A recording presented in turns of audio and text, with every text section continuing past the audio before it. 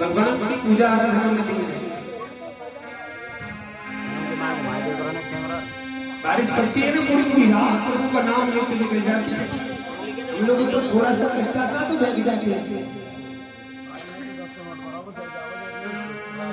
सुशीला को मालूम पड़ गया कि त्रिलोकीनाथ मेरे नाथ के नाथ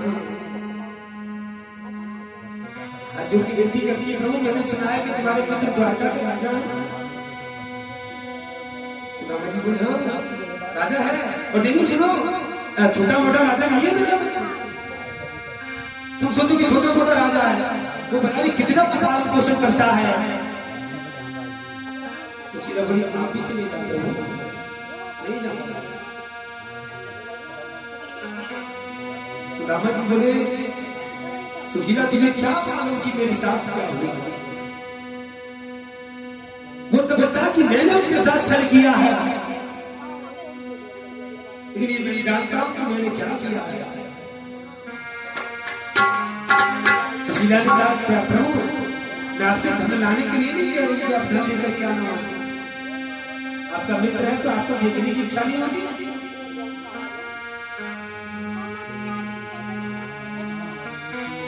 तीन घर गई और तीन घर जाकर के मेरी मां 3 प्रकार के चावल लेके आई। भगवान को चावल ही भेजने थे। सुशीला भगवान को चावल ही खाने के लिए भेजती क्या? सुदामा जी चावल लेकर के गए थे और 3 प्रकार के चावल को कह के इसलिए लेकर आई थी कि सुदामा बड़ा भोला है तो किसी से कुछ कहेगा नहीं, लेकिन त्रिलोकीनाथ जब 3 प्रकार के चावल को एक साथ मिले हुए देखेगा ना तो वो खुद समझ जाएगा कि सुदामा किस परिस्थिति से गुजर रहा है।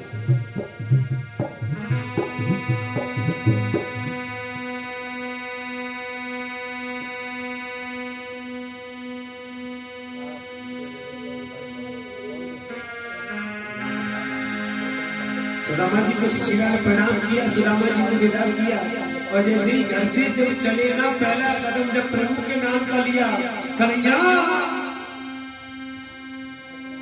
भगवान प्रसन्न हो गए। रघुड़ी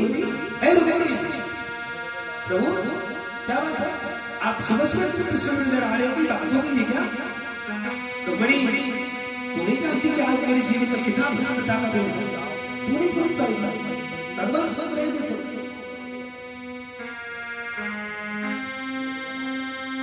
रुक्मणी ने पूछा प्रभु बताइए तो सही जाके बात क्या है।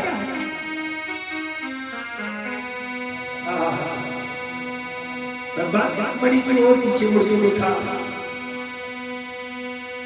मेरे गोविंद के नैनों में आंसू आ गया। रुक्मणी बोली प्रभु बताने से पहले ही अगर खुशी है तो आंसू। भगवान बोले रुक्मणी जिसके लिए मेरा हृदय बेसुमार बेचैन रहता है ना, जिसके बिना हर पल मेरा मन जला रहता है, आज वो मुझसे मिल गया। इतना शब्द जब सुना था,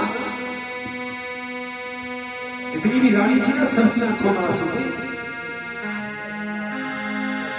भगवान कृपा से जब चले ना, सुदामा जी सोच रहे कन्हैया कैसे लेना होगा रे, द्वारका बहुत दूर है,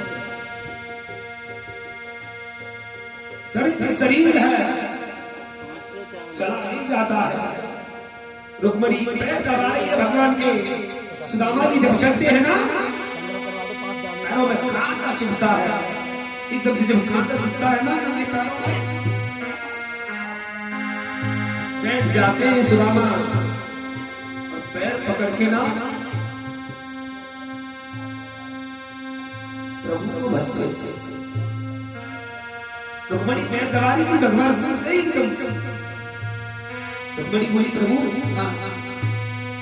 ज्यादा पीड़ा हो रही है। भगवान बोले रुक्मणी पीड़ा नहीं हो रही है, मेरा मित्र मुझसे मिलने आ रहा है, ये तो मुझको पता है कि वो कितने कष्टों से आ रहा है।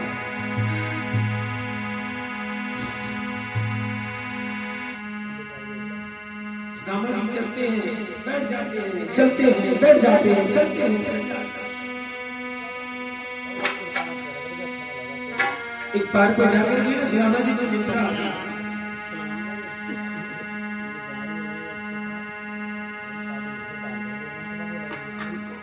भगवान ने बड़ा सुंदर मौका देखा कि मेरा मित्र सो गया, और जब सोया ना तो बड़े भाव से गोविंद ने अपनी कृपा से ना सुदामा को द्वार बोली गोविंद भगवान की जय हो। आज देखना सुदामा जी सभी से पूछते हैं भैया ये इतना सुंदर नगर किसका है?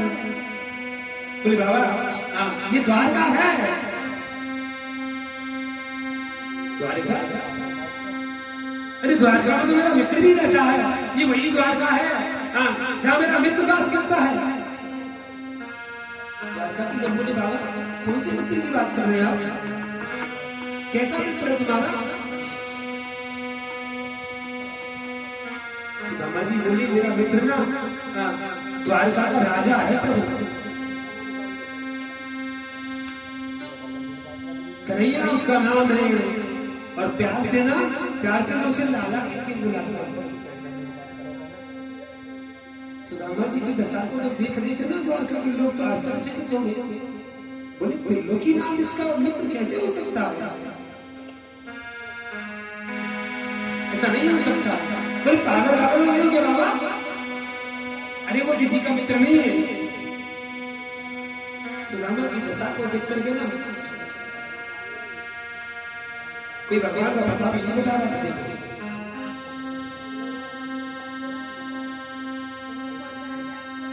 काफी समय हो गया मेरे गोविंद को पूछते पूछते कि सुदामा मेरा मित्र है, सुदामा मेरा मित्र है, सुदामा मेरा मित्र है। अब कन्हैया कहे किससे उसको बोला बोले क्या हो, सब कुछ मालूम है लेकिन कह नहीं सकते। किसी सज्जन व्यक्ति ने भगवान के द्वारे पर सुदामा जी को जाकर खड़ा कर दिया।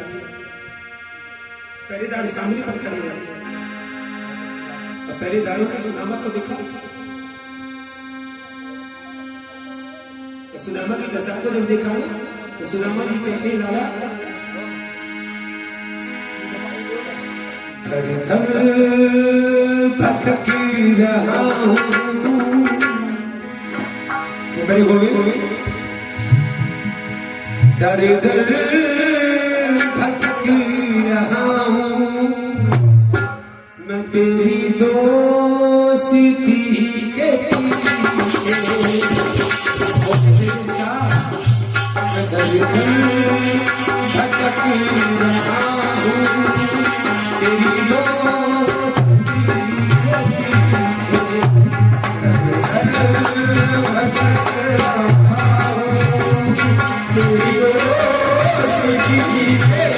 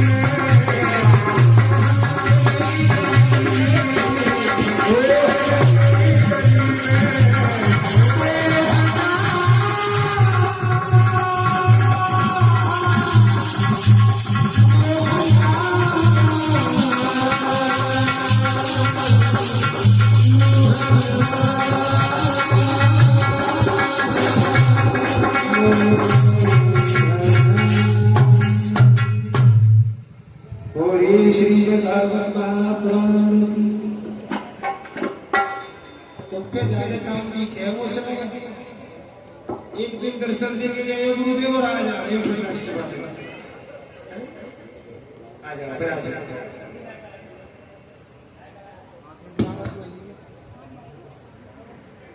कन्हैया मेरा मित्र है, तुम्हें विश्वास नहीं हुआ? पहरेदार खड़े हैं। पहरेदारों ने जब सुदामा की दशा को देखा ना तो आश्चर्यचकित हो गए, मन थोड़ा व्याकुल हो गया मेरे में। होती है फटी हुई है कि देखो तो सही।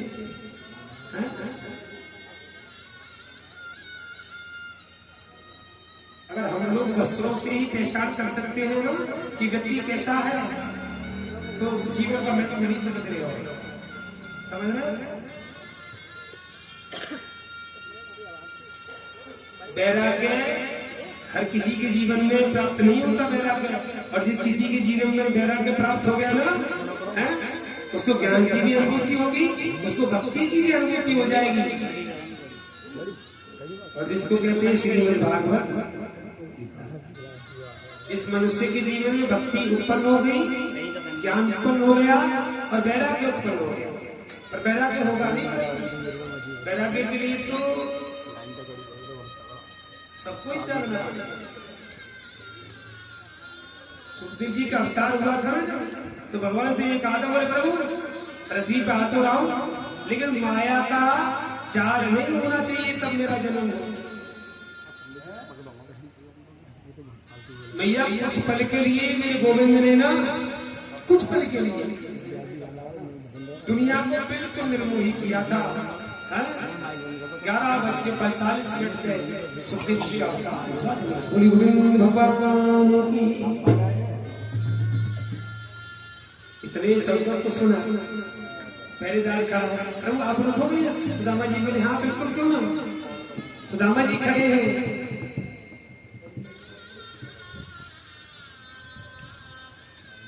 इतनी वाणी को सुना, इतनी शब्द को सुना। द्वारपाल की कृपा ऐसी हुई कि ब्राह्मण देव को प्रतीक्षा के लिए खड़ा कर दिया। जी एक बार बताओ, हम लोग कहते हैं कि सुदामा जी गए कन्हैया से मिलते, द्वारपालों ने धक्के मार के बाहर निकाल दिया। द्वारपालों की इतनी बड़ी औकात हुई, जो ब्राह्मण को धक्के मार के बाहर निकाल दिया।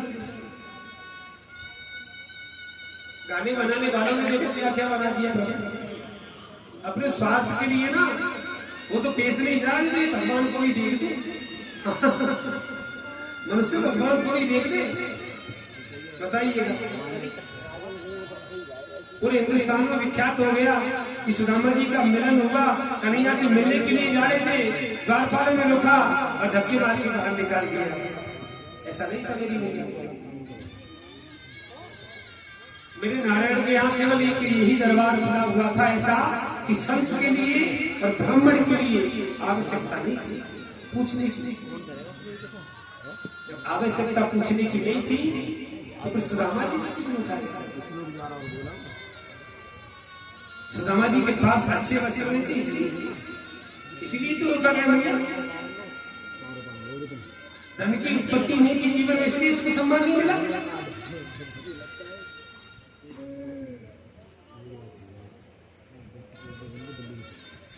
बड़े भाग्यशाली लोग होते हैं तो एक दूसरे की सहायता करते हैं। और प्रभु जो गीता में लिखा हुआ शब्द है ना, आप मानना या मत मानना, वो बिल्कुल 100% सत्य है कि आप उसके लिए थोड़ा सा खर्च करोगे ना, थोड़ा सा उसकी ओर बढ़ोगे तो वो 10 गुना बढ़ने की कोशिश करता है। ये निश्चित बात है। लेकिन मनुष्य को ना संतुष्ट रहना चाहिए। हम लोग भूल जाते हैं, थोड़ी सी आपत्ति आ जाए ना घबरा जाते हैं। परीक्षित जी गलत बात कह रहा हूँ, थोड़ी सी परेशानी घबराना प्रारंभ कर देते हैं। अरे प्रभु जी सबसे बड़ी बात तो यह है कि जिसके माँ बाप जिंदा बैठे हैं ना, उसकी औलाद को कभी टेंशन लेने की आवश्यकता नहीं होनी चाहिए। भगवान की अगर संतान माँ बाप की सेवा करेगी ना, तो मैं वादा करते प्रभु धन की उत्पत्ति धन की धन की हानि भी तो हम लोग करते हैं, नहीं करते? बताओ। अरे जहाँ सुख शांति होगी, जहाँ अमन चैन होगा, जहाँ सुंदरता होगी, भगवान वहीं तो वास करेंगे, नहीं करेंगे?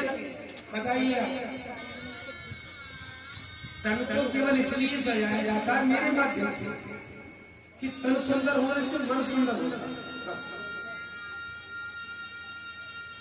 वैभवी संसार को इंप्रेस करने के लिए तन को सजाने की आवश्यकता नहीं पड़ती है।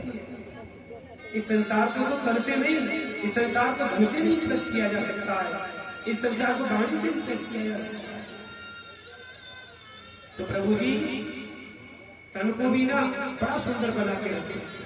सुबह को जब वो 4 बजे को जब की मैया हाथ खड़ा करना मेरी माँ 4 बजे, बड़ी बूढ़ी तुम रहने दो, तुम्हारी प्रार्थना करवानी तुमको भी, तुम धरे ना तो हाथ। देखो मेरी माँ, ये घर की लक्ष्मी का कार्य है मेरी मैया कि सूर्य उदय होने से पहले, देखो हम लोग सोचते हैं ना कि घर में धन की हानि हो रही है, घर में कलेश हो रही है?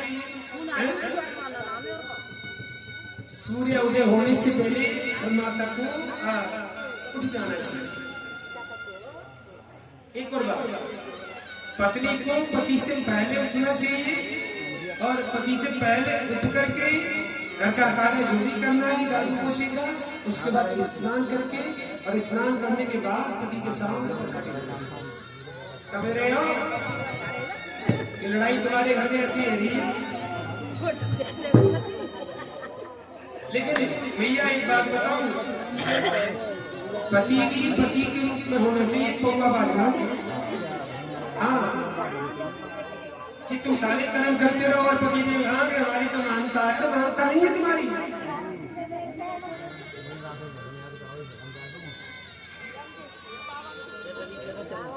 पत्नी के लिए भगवान ने सारी छूट दी है। अगर पत्नी चाहे ना तो पति के लिए मित्र भी बन सकती है, बन सकती है ना, बन सकती है। पत्नी चाहे तो पति के लिए भाई भी बन सकती है। कितना बड़ा रिश्ता है, हर रिश्ते में पत्नी को जोड़ दिया। सुबह से जल्दी उठा करो, सूर्य उदय होने से पहले मेरी माँ स्नान हो जाना चाहिए सबका। घर में सुख शांति देखो, लक्ष्मी आएगी। अब तुम सोचो कि 4 दिन स्नान करें, 5 दिन बोरा फैला के तुम्हारे घर में भगवान के संग ऐसा नहीं होगा। विद्वान लोग कहते हैं कि कर्म करो, कर्म से करने के बाद प्रधानता मिल सकती है, फल की चाह नहीं मत करना। फल किसी को प्राप्त हो सकता है, फल बेटी को प्राप्त हो सकता है, बेटी को भी मिला, नाती को मिलेगा, नाती को भी मिला, फिर नाती को मिलेगा, मिलेगा जो। लेकिन मनुष्य ने कह दिया कि प्रभु फल की चाहना तो सबसे ज्यादा है, पूजा पाठ तो करेंगे, भगवान बोले सो फल की चाहना करना तो हम तो तपस्या ना करवा ले, कले बोले तुम्हारा नाम मंत्री जैसे पूरा फल करेंगे। बोली गोविंद गोविंद भगवान की जय, हरि जय जय श्री हरि।